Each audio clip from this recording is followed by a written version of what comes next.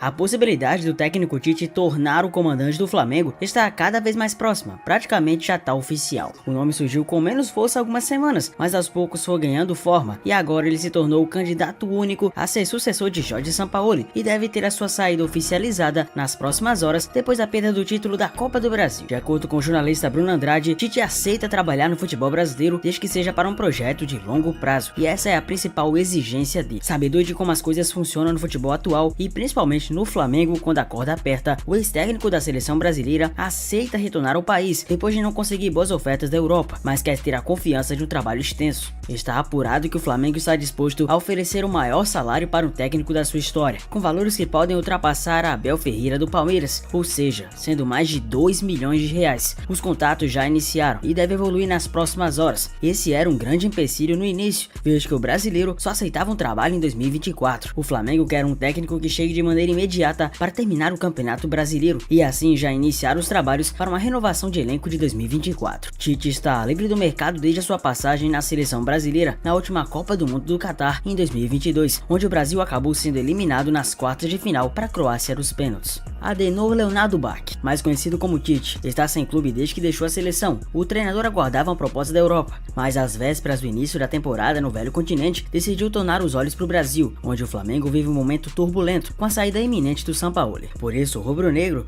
e o comandante renomado abriram negociações. As conversas antes em estágio embrionário já haviam animado o torcedor do Flamengo com essa tal possibilidade. Se vier mesmo para o Ninho do Urubu, no entanto, Tite terá que refazer uma parceria que acabou em rusga no ano passado. Ao não ser convocado para a Copa do Mundo, o Gabigol hostilizou o ex-treinador da seleção brasileira com o apoio da torcida rubro-negra, mas agora, quem sabe, precisará reencontrar o gaúcho. Ainda que tenha realizado seu primeiro jogo pela seleção brasileira em 2016, o primeiro ano da era Tite, a convocação não teve o dedo do Adenor, e sim do Dunga, seu antecessor. O atacante também participou da campanha frustrante da Copa América daquele ano, antes mesmo do treinador assumir, mas não foi chamado até a Copa do Mundo da Rússia, por estar vivendo um momento turbulento de idas e vindas da Europa. A partir do ciclo de eliminatórias para a Copa do Mundo do Catar, contudo, Gabigol começou a ser lembrado com frequência por Tite. A primeira convocação foi para o amistoso diante da Nigéria, em 2019, quando o atacante disputou 28 minutos no empate em 1-1. A partir daí foram mais 13 jogos com a amarelinha, entre o primeiro ano de Flamengo e o último período antes do Mundial, a ser disputado no Oriente Médio, e 3 gols. Na reta final das eliminatórias, com o Brasil já classificado, contudo, Gabigol foi perdendo espaço para outros concorrentes, como Richarlison, Matheus Cunha e até o companheiro de time Pedro, que vivia excelente fase com Dorival Júnior. No fim das contas, a única convocação de Gabriel no ano de Copa foi em janeiro, para o jogo contra o Equador. A perda de espaço virou uma preocupação para o atacante na reta final, antes da convocação, e se tornou pesadelo com a divulgação da lista. O nome de Gabriel Barbosa não estava entre os 26 selecionados por Tite, e o jogador do Flamengo viu o companheiro Pedro e outros nomes também, como Martinelli, convocado apenas 2 vezes, fazerem parte da delegação. A ausência já era esperada, mas obviamente causou chateação no atacante, que participou de praticamente todo o ciclo para ficar de fora da lista final. Quando parou de ser convocado, muitos já falavam que Gabi não tinha boa relação com o treinador da seleção brasileira, embora a dupla nunca tenha confirmado isso. O episódio depois da convocação, no trio elétrico com as taças da Copa do Brasil e Libertadores, escancarou a rusga. Durante o andar do trio, que contava com a delegação do Flamengo, em volta por um mar de rubro-negros, a torcida começou a hostilizar o técnico Tite pela ausência do Gabigol. Em seguida, o atacante disse que já estava na seleção que era o Flamengo e puxou gritos de xingamentos ao treinador junto com os adeptos do centro do Rio de Janeiro. Mesmo que tenha sido uma reclamação direcionada ao treinador, o clima vivido entre Gabi e Tite é de muito respeito. O GE já confirmou que os dois não teriam qualquer problema em reeditar a parceria. Gabriel, inclusive, já havia falado bem do trabalho de Adenor Bach, isso em outras oportunidades, quando foi convocado para representar o Brasil. Como mencionado, as conversas entre Fly e Tite antes em estágio inicial estão crescendo e o rubro-negro precisará ter jogo de cintura para fechar a contratação, haja vista que um velho conhecido tentou trazer o Adenor, simplesmente o Corinthians. A equipe que Tite foi um grande ídolo, a equipe que Tite ganhou praticamente tudo, zerando o futebol brasileiro simplesmente no comando dos corintianos. Mas ainda assim, a falta de planejamento do presidente Duílio e companhia faz com que o distanciamento de Tite com o Corinthians agora seja real. Aquela proximidade de antes um Corinthians organizado agora não existe mais, e a equipe que tá na corda bamba do Campeonato Brasileiro não parece ser a preferida por Adenor. Com números de Gabigol com Tite na seleção brasileira, em 14 jogos foram 7 como titular, 653 minutos com 46 de média por partida e 3 gols marcados. E é uma grande realidade que para conseguir superar as rixas, Tite e Gabigol precisam se unir, não somente em prol do Flamengo, como também em prol do profissionalismo, para que assim possam superar as rusgas e assim vencer. Mas o que esperar do Tite no Flamengo? Será que o estilo de jogo dele? Vai realmente casar com a equipe? O estilo de jogo dele é posicional ou funcional? Ele realmente é um técnico retranqueiro? É importante destacar logo de início que eles não utilizam o termo funcional. Na literatura científica do futebol, não há atualmente nada que fale sobre um estilo funcional. O termo surge como antagônico ao jogo de posição, mas com conceitos acadêmicos ainda rasos. A ideia do jogo da posição parte de alguns princípios como a posse de bola, ocupação dos espaços, uma ideia de um 3-2-5 ou 3-2-4-1, a formação de triângulos entre os jogadores e a ideia da bola ir ao jogador, e não o contrário. Na visão de táticos, Tite não pode ser considerado nenhum nem outro, mas adotou nos últimos anos alguns conceitos da ideia posicional, criticada pelos torcedores rubro-negros que não vem dado certo na equipe, pois ali ele precisava, acima de tudo, que a seleção brasileira passasse a sofrer menos gols, e por isso teve que se adequar. Antes da Copa do Mundo de 2018, por exemplo, o treinador usava bastante das aproximações e associações dos jogadores a criar vantagens. Em seguida apontou que após o fim da Copa do Mundo e a perda para a Bélgica, ele acabou sentindo o golpe e mudou completamente sua forma de jogar para deixar a seleção brasileira mais segura. Qual versão do treinador realmente esperar no Flamengo? No Corinthians, o estilo de jogo do Tite era considerado funcional, explorando bastante de tabelas e aproximações, com o Jadson partindo da direita e atravessando o campo participando junto com Elias e Renato Augusto. Aliás, no seu começo da seleção, utilizou da mesma base, com o Coutinho partindo da direita e junto a Neymar, se buscando na criação de jogadas. Por fim, o ideal é que Tite se adapte às características dos jogadores a que participem mais do jogo, como feito em sua passagem no Corinthians e por Jorge Jesus no Flamengo.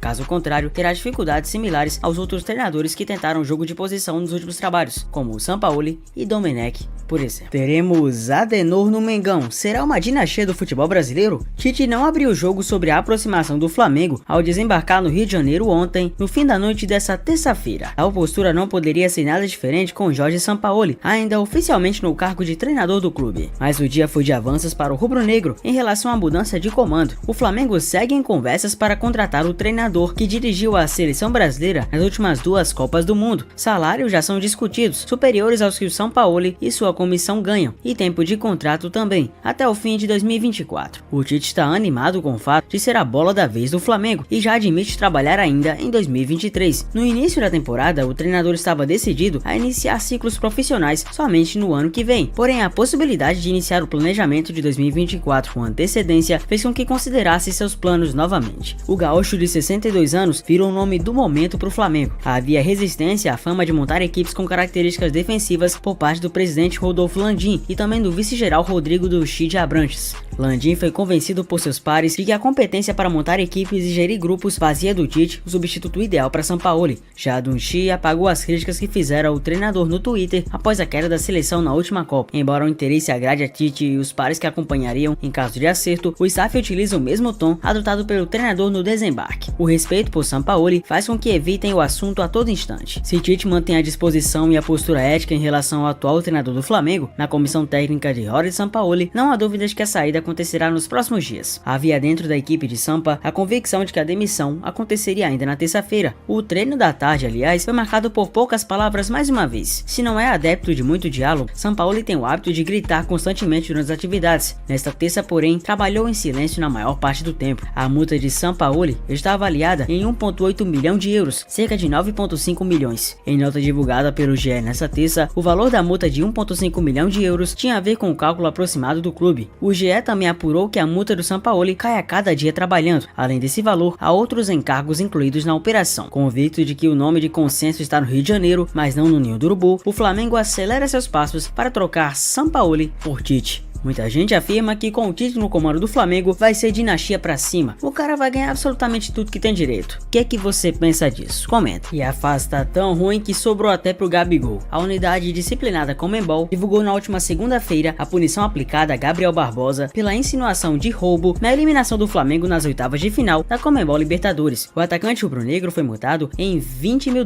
equivalente a 99,4 mil na cotação atual em reais, quantia que é descontada da própria cota do clube dos direitos de transmissão, e também foi advertido para punições mais graves em caso de reincidência. Após a derrota por 3-1 para o Olímpia no Paraguai no dia 10 de agosto, Gabigol disse que o Flamengo foi vítima de um roubo muito grande e insinuou favorecimento ao adversário ao dizer que a Conmebol é aqui do lado. A Confederação Sul-Americana abriu investigação 2 dias depois e o atacante apresentou defesa pedindo desculpas. Ele alegou que não usou as palavras no sentido literal e que no Brasil é corriqueiro mencionar roubo quando há insatisfação com a arbitragem. A unidade disciplinada disciplinar da Conmebol deu início à investigação preliminar por possível infração ao código do artigo 19 do Código Disciplinar da Conmebol, que trata de manipulação de jogos ou competições, mas a punição aplicada foi com base no artigo 11.2, que trata de princípios de conduta, nas letras B, D e F. Convenhamos que o cara se exaltou um pouco, e por isso foi punido. Não foi por erros de arbitragem que o Flamengo foi eliminado de maneira melancólica pelo Olímpia nas oitavas de final. A ideia dos dirigentes rubro-negros é buscar a reação no Brasileirão, visando a classificação direta para a Libertadores e quem sabe um milagre do título. Além disso, o Flamengo já pretende começar a reformulação do time para a próxima temporada. Com isso, o novo treinador que assumir a equipe ficaria responsável por definir alguns pontos, como contratações, dispensas e renovações. E talvez inovação seja a palavra-chave de um Flamengo